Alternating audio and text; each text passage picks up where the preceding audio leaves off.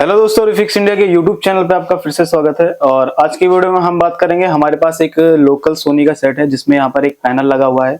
और ये जो पैनल है हमारे पास ये पीटी कंपनी का पैनल है, यानी कि इसमें जो पैनल कंपनी ने यूज करा है वो पांडा कंपनी का यूज करा है। तो इसमें जो प्रॉब्लम आ रही है, सबसे पहले हम इस चीज को देख लेते हैं। तो यहाँ पर अगर हम देखते हैं सेट को उठाकर, तो यहाँ पर अगर आप देखोगे तो इसमें कुछ इस तरीके से हमें यहाँ पर बार की प्रॉब्लम देखने के लिए मिल रही है। अब यहाँ पर ज्यादातर क्या होता है कि ये जो पीटी कंपनी के पैनल होते हैं, यानी कि पांडा कंपनी के जो पैनल होते हैं, बहुत ही चीप क्वालिटी के पैनल हैं। दूसरा, अगर आपके इस पैनल में बार की प्रॉब्लम आती है तो इसको रिपेयर करना थोड़ा सा मुश्किल रहता है। तो इस चीज को हम देखेंगे कि इस पैनल को हम कैसे रिपेयर कर सकते हैं, स्टेप बाय स्टेप सारी चीजों को चेक करेंगे।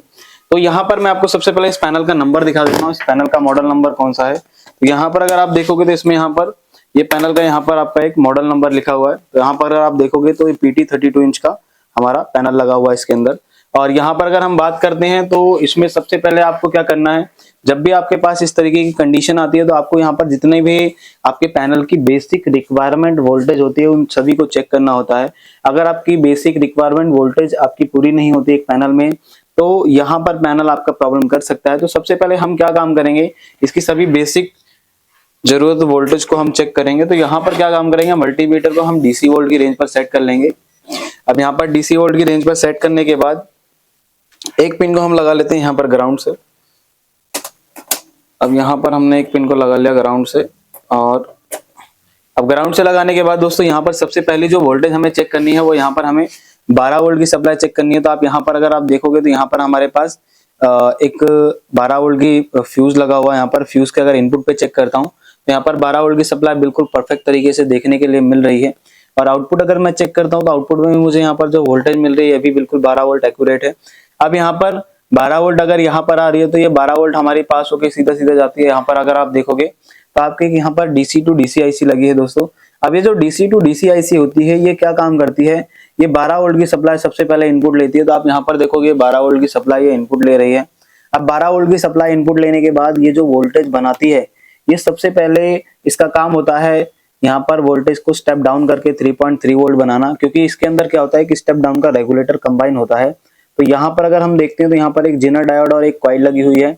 इस पे अगर मैं चेक करता हूँ तो इस सिरे पे मुझे 3.3 वोल्ट मिलने चाहिए, जो कि यहाँ पर हमें बिल्कुल परफेक्ट तरीके से देखने के लिए मिल रहे हैं।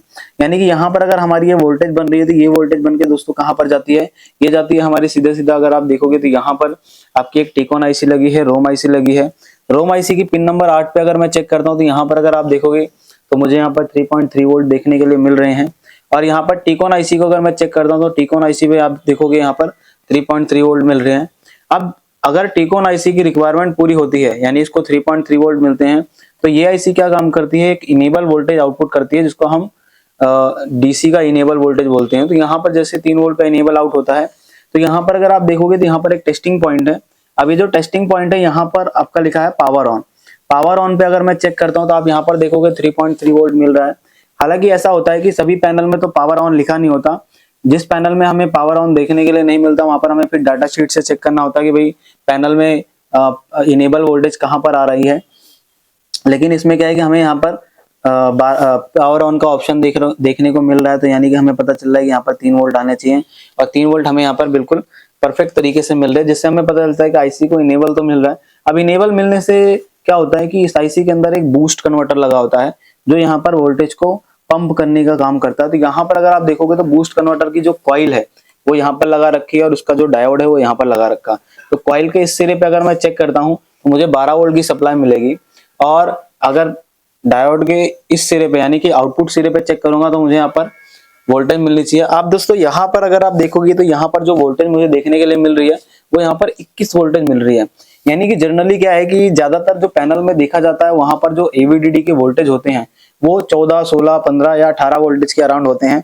लेकिन यहाँ पर जो मुझे वोल्टेज देखने के लिए मिल रहा है वो वोल्टेज मुझे यहाँ पर 21 वोल्टेज की सप्लाई देखने के लिए मिल रही है। अब ये 21 वोल्ट दोस्तों यहाँ पर क्या होता है, यहाँ पर एक मॉसफेट लगा होता है। इस मॉसफेट से पास होकर ये जाता है हमारे इस चार्ज पंप सर्किट में। अगर आप यहाँ पर देखोगे तो हमारा एक चार्ज पंप सर्किट लगा है, और एक सर्किट लगा है यहाँ पर माइनस बनाने के लिए। अब ये जो वोल्टेज है माइनस, यानी जिसको हम विजुअल वोल्टेज बोलते हैं, तो यहाँ पर अगर हम चेक करते हैं दोस्तों तो यहाँ पर अगर हम देखते हैं तो हमारी जो विजुअल वोल्टेज है बिल्कुल परफेक्ट तरीके से बन रही है। और अगर यहाँ पर विजुअल वोल्टेज बन रही है तो यहाँ पर एक वोल्टेज और बननी चाहिए। अब ये जो वोल्टेज है ये वोल्टेज हमारी बनती है। यहाँ पर अगर हम देखते हैं तो यहाँ पर आप देखोगे दो डायोड कंपनी ने यूज करे हैं।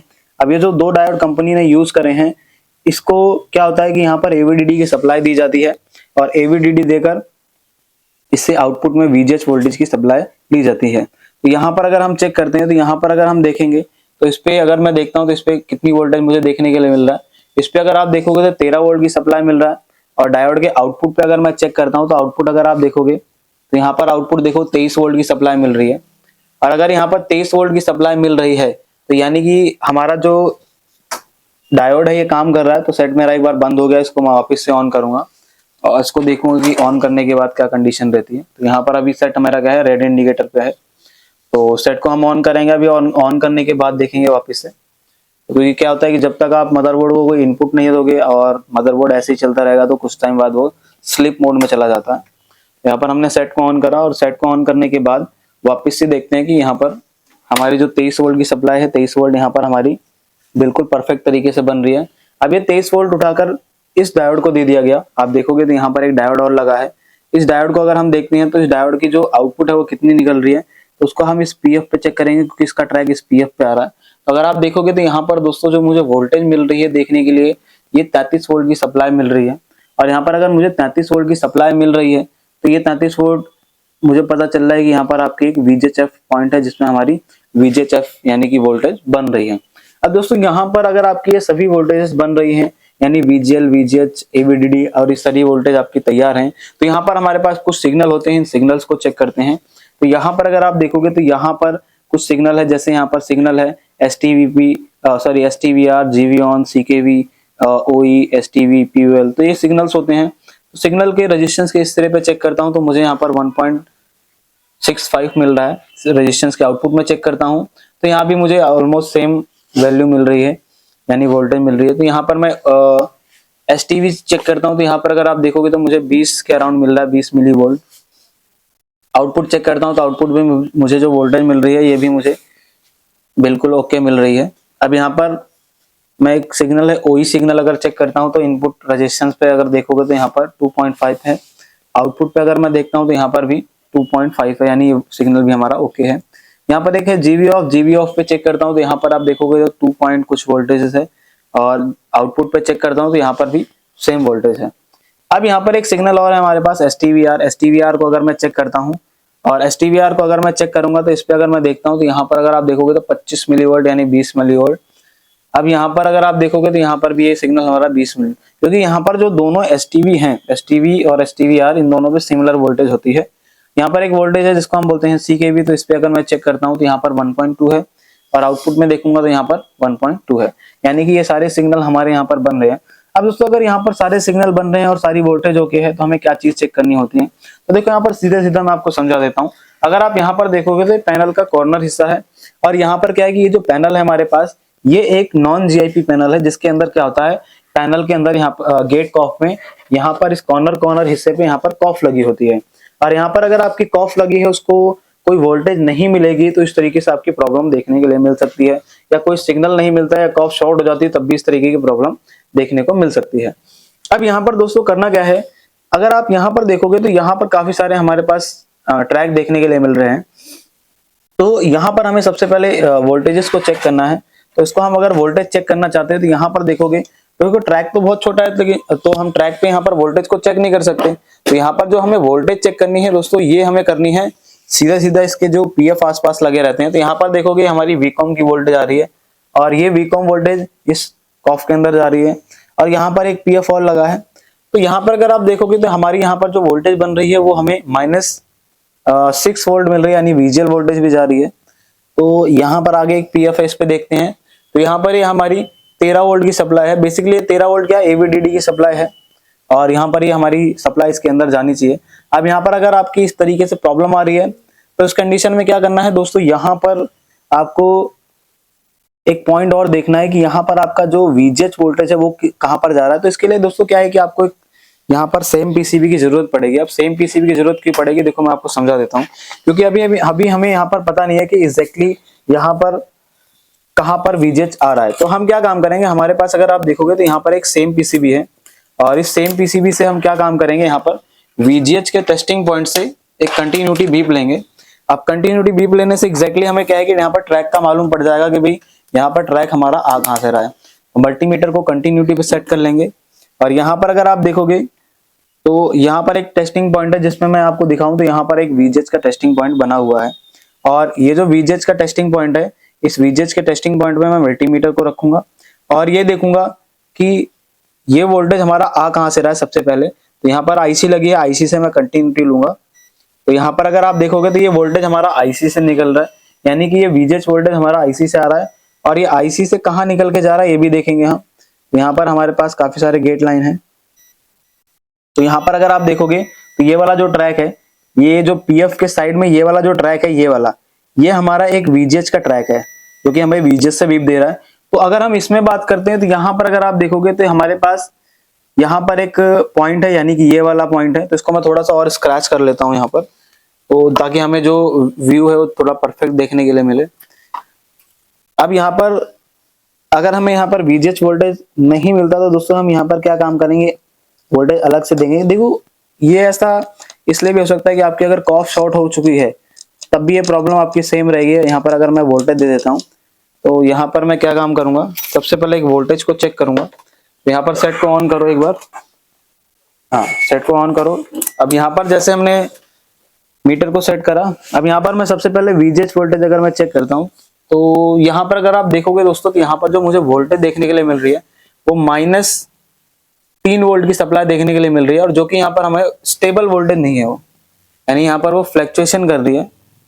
अब यहाँ पर अगर आपकी -3 वोल्ट की सप्लाई मिल रही है और 3 वोल्ट अगर मिल रहे हैं माइनस में तो वहां पर काम नहीं होगा, क्योंकि इसको जो वोल्टेज चाहिए होता है वो हाई वोल्टेज चाहिए होता है। तो इस कंडीशन में क्या करेंगे दोस्तों, मैं आपको बताता हूँ। यहाँ पर अगर आप देखोगे तो हमारी जो वोल्टेज है वो यहाँ पर हमें 32 वोल्ट की सप्लाई देखने के लिए मिल रही है और यहाँ पर अगर हमें 32 वोल्ट की सप्लाई देखने के लिए मिल रही है तो इस कंडीशन में देखो क्या करना है, मैं आपको समझाता हूँ।